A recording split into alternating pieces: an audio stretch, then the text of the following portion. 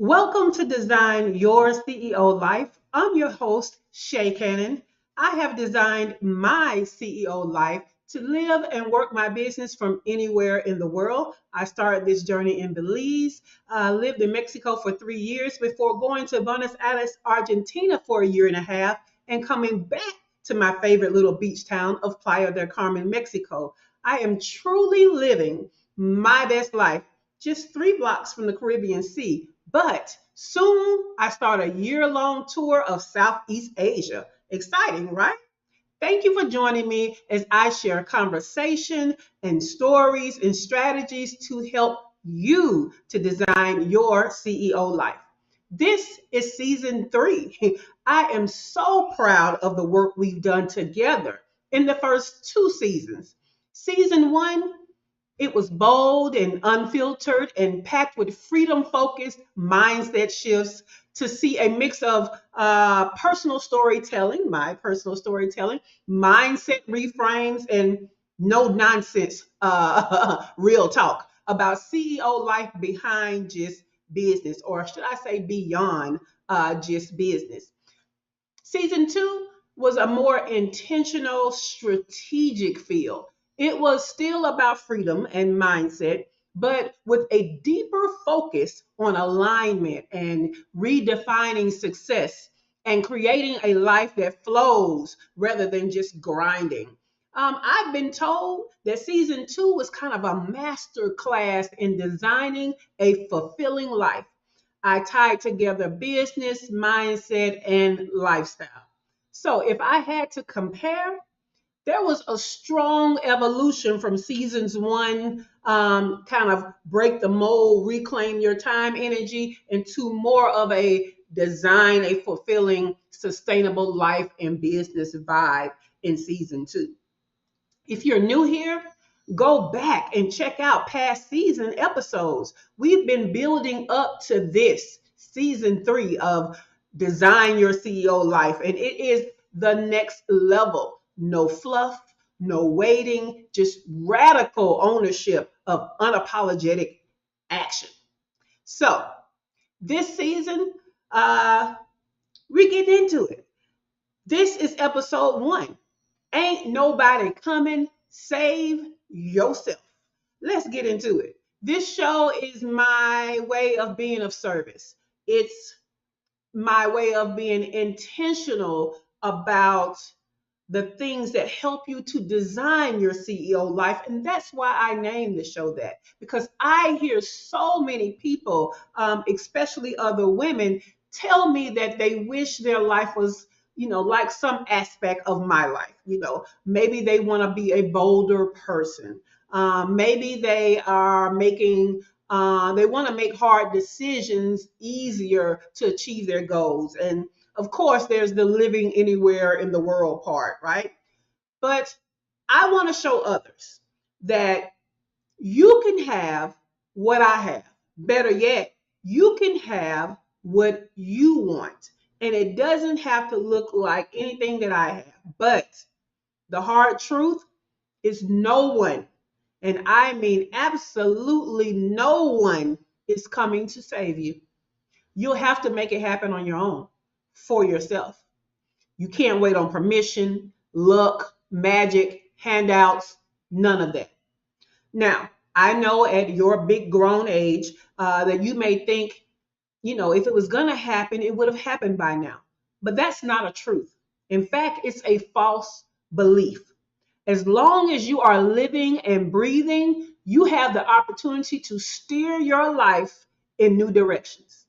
This is the point of the episode that I need to take my glasses off to make sure that you can hear me, okay? It's like Good Witch Glinda told Dorothy, you had the power all along.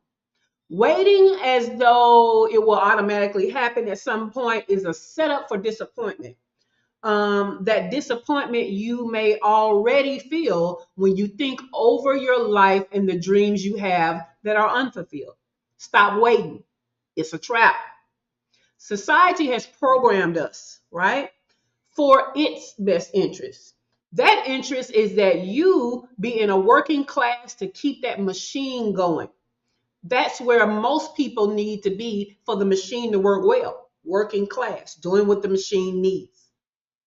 Being a part of the machine gives you mindsets and thinking like, I just need to get one more degree or certification to be the best.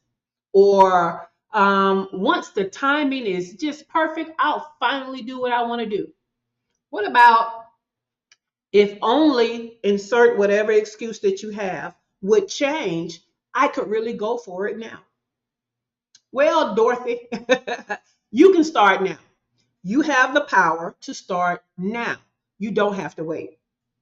One of the things a lot of people admire about me in particular is that I tend to say I'm going to do something and then do it. I was blessed with this unwavering belief in myself. It was never stamped out like it was in a lot of people. I honestly never think that I can't do things, not the things that I want to do. So, especially if somebody else has done it. I mean, that's proof that it can be done, right? I mean, I just don't sit around thinking, oh, why them? I just always think, why not me? And then I get to work because I want it. Okay. Feel like Beyonce, if I want it, I'm going to get it. If I want it, I'm going to get it. I just feel that way. In October of 2017, when I got fed up with corporate America, the machine, I went full time into entrepreneurship.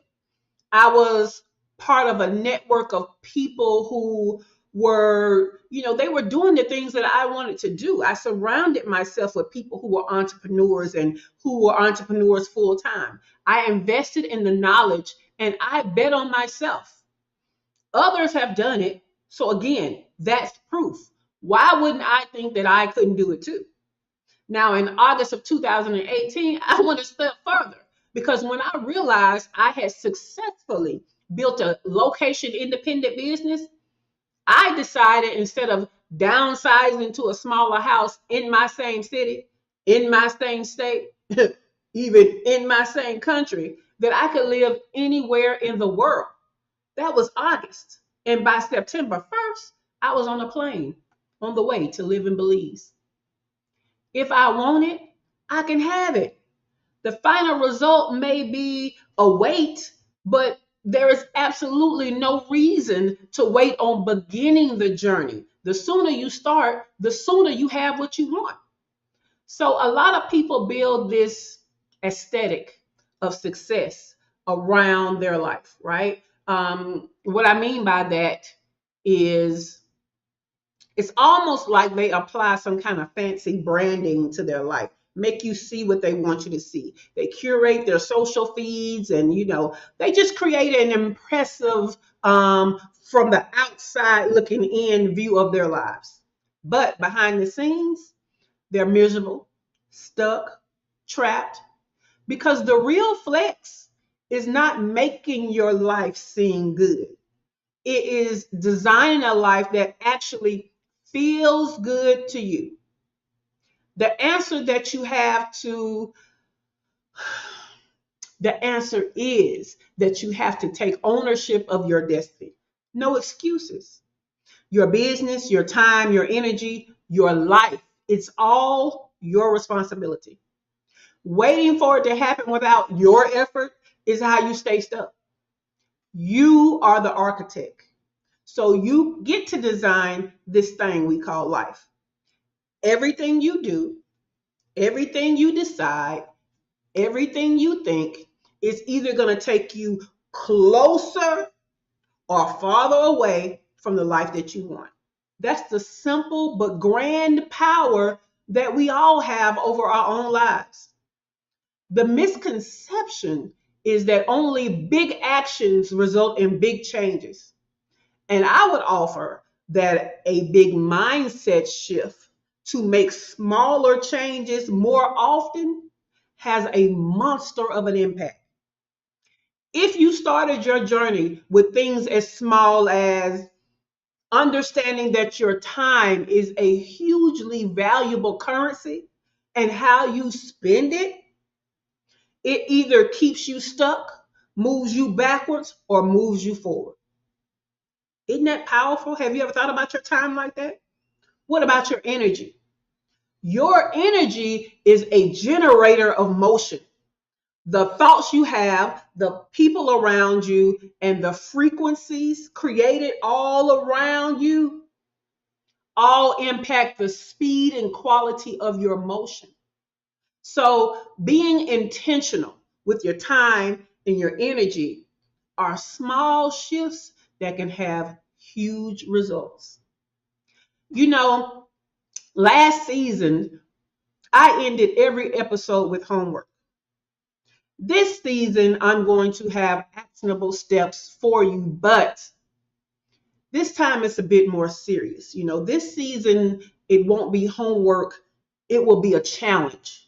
Okay, so I'm going to end every episode with a challenge for you, because if we don't take charge, if we don't take things seriously enough, time will keep passing us by, and the bulk of our life will be behind us, and we still will not have lived this life that we desire. And I don't want that for you.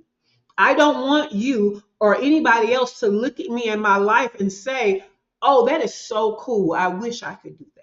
Or you have the best life. I wish I could live a life like that. Stop wishing. You have the power. Again, all things are not immediate. Okay. And some of it may even take some deprogramming, which is why I'm hosting this show. I'm trying to help you to deprogram yourself that, you know, to be okay with where you are if it's not where you want to be. The first thing you have to understand is being content with where you are when it's not even what you want. It's not enough of a life for you. It's not enough, and you're not going to be able to make it enough. You know, I think it was Gary Vee, who is a content creator and, marketing genius of sorts. He said that, the research shows that when older people are like on their deathbed, the regrets they have are never the things that they did. It's never the things that they tried. It's not even the failures that they've had throughout their life, unless it's like, having to do with family. But, trying something out in life and failing, they never regret it. The one thing they always regretted were the things they never did, the things they wanted to do and never did. This is why when people have terminal illnesses or they are told they don't have long to live, the way that they're living their life, they don't just continue to live their life like that day to day. They immediately switch their mindset to, let me live the life I've always wanted before it's too late. Immediately they switch to trying to get in the bucket list things and the things that make them happy. One of our seasons, I told you, don't just have a bucket list, you need a happiness list. And that happiness list should be things that make you happy every day. And then we do something bigger every week. And we do something bigger every month. And then we do something even bigger every quarter. And then annually or yearly, maybe we do something off the bucket list. But life is definitely not about the birth dates or the death date. Life is the dash. What are you doing with what does your dash look like? And it's amazing how sometimes it takes being shaken up, you about to lose your life or losing someone close to you or almost losing someone close to you or almost losing your own life, to discover, you know what, this rat race that I'm running is not it. And the quicker you get there, the quicker you can start living the design that does fulfill you.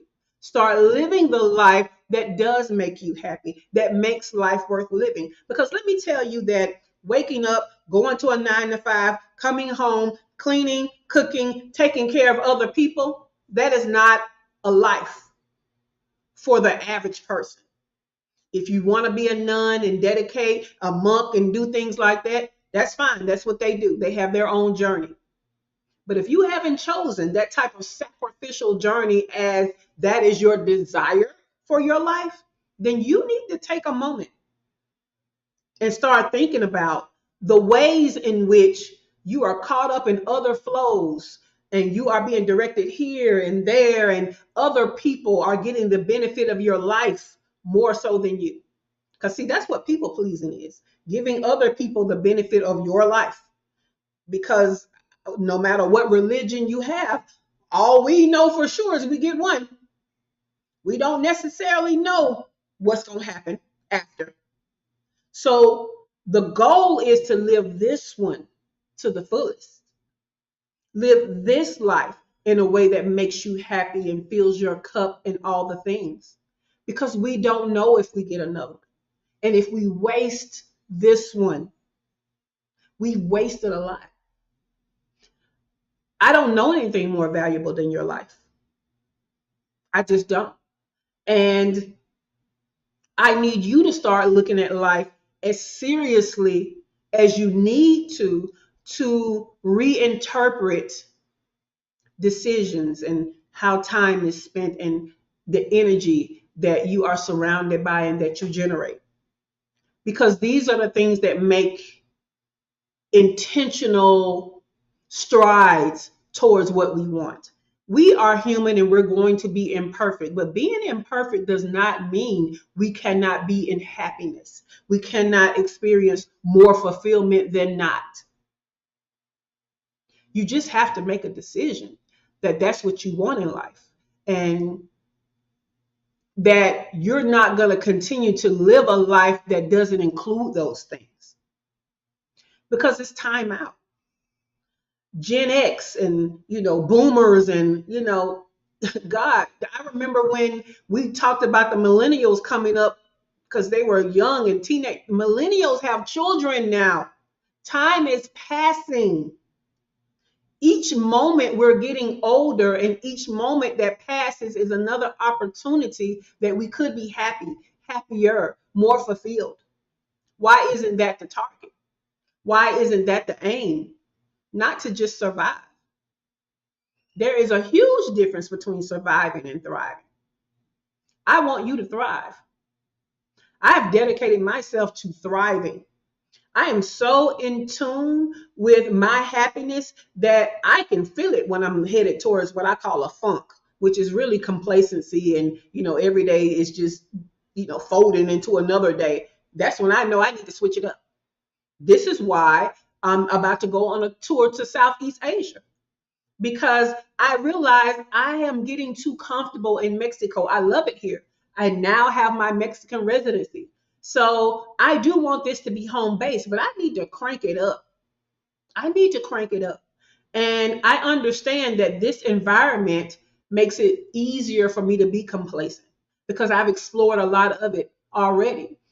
I've lived in Playa del Carmen, Mexico for a total of 5 years. 3 years the first time, and 2 years this time. So I've kind of seen most of the exciting things. There are new things to be discovered, sure, but it's kind of like relationships. The honeymoon period is over. Now you got to try a little harder to be excited about things. So I decided to mix things up and hit that bucket list and go to Asia. And I decided that, I'm going to stay over there a year because I want to hit all the spots I always wanted to see. And while I'm over there, I might as well stay over there, right? See all my little hot spots and then come back home to Playa del Carmen, Mexico. But that comes from me understanding that, hey, you're not necessarily in survival mode where, I'm struggling, but you don't have anything exciting going on there. When was the last time you looked forward to something? These are conversations I started to have when I realized that my days started to look the same, that I wasn't even going outside the house often, right? I am introverted. I love being in the house. I am definitely a homebody. However, it started to be a real chore. The Alabama's coming out, y'all. chore, CHORE. It started to be a real chore for me to go outside and leave the house because I get deliveries. Everything that I need can come to me. But there is still a level of life that brings value when you are with other people. Now, pick your people wisely, but I have great people. So, going out there and being social with my people, going out there and, what's the gift of living 3 blocks from the beach if you never go to the beach? Now, I have a rooftop.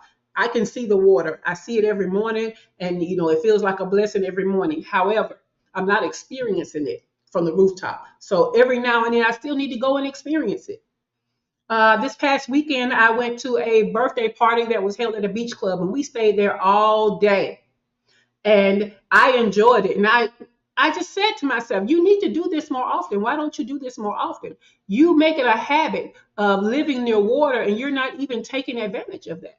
And so I really said I wanted to do something drastic to fight this complacency. And sometimes that's what you may have to do. You might be so indoctrinated into the machine of all you do is work for a company and then work for your family and then try to run a business of your own, all of these things. But all of those things are not life. They're like a byproduct of life. They're like something you do in life, but it's not all encompassing of life, or it's not supposed to be. So let me get back to the challenge. Okay. I challenge you to stop waiting and get started on the journey to fulfilling your desires. I challenge you to decide that if anyone has it, that's proof that you can have it too. I challenge you to understand that you had the power all along and it's not too late to use it. In fact, if you don't have the power, if you feel powerless, it's because you gave it away. So I challenge you to go and get it back. I challenge you to slow down and be more intentional with your time and with your energy.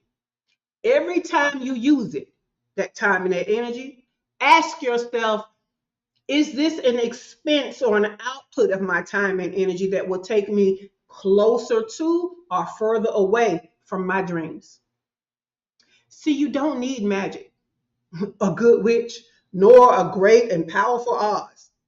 You just need a plan and the courage to direct your power into the actions to execute that plan. Identify the things you've been waiting to have, the life you've been waiting to live, and get started in small ways and big ways because you deserve it. So, no more waiting, no more permission seeking. You are the one you've been waiting for. Yes, I am a CEO, but I provide award-winning fractional chief operating officer services to an exclusive clientele of 6 and 7 figure CEOs. I've been featured by Time Magazine, Delta Airlines, Fast Company, Thrive Global, and more. I use my superpowers to position Black and Brown female online service-based entrepreneurs to get to their first 6 figures with a focus on time freedom. If that's you, I'd like to invite you to my free group where we build community, create collaborations, and have conversations to provide you with transformational business growth. Go to shaycannon.info/group and join us. That's all for this episode. It's been a pleasure having you tune in. So, CEO, go design a life worth living. Bye for now.